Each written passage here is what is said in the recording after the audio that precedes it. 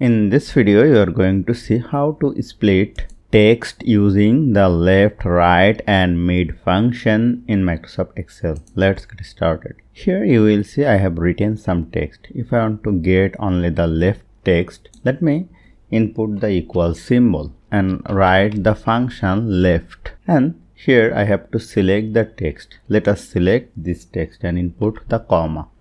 And you have to write the number of characters. I want 2 characters, so I have to put here 2 and close the bracket and hit enter. Then you will get the left number and drag it down. If I want to get the right text, let me input here the right function, choose the text and input the comma.